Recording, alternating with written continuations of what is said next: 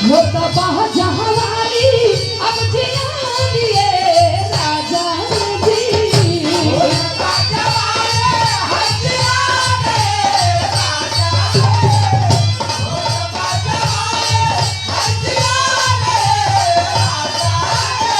वो तबाह जहानी अब जियानिए राजा जी। कवनवा कोई लकड़ी दाना, कवनवा कोई लकड़ी दाना, ये दहिया खान बलि कवनवा, कवनवा कोई लकड़ी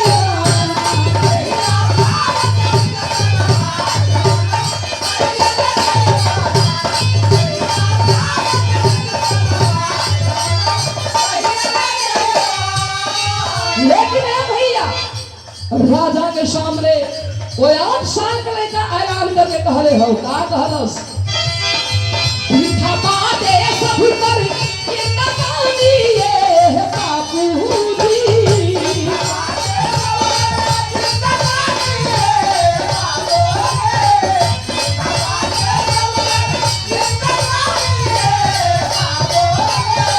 मीठा बाते सब कर ये नगानी ये बापूजी। सिरहाया पलक कर देना, सिरहाया पलक कर देना, राजा हमरा मोर दिलदार, अमर कर देना।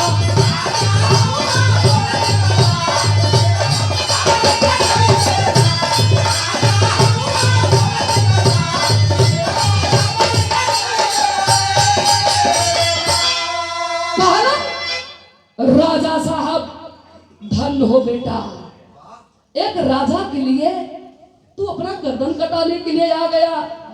तो छोटा बालक यही कह रहा है कि साहब आप हैं तो मुझे रोटी मिलती है, आप हैं तो मुझे वस्त्र मिलता है, आप हैं तो हमारी बहनों का कन्यादान होता है साहब।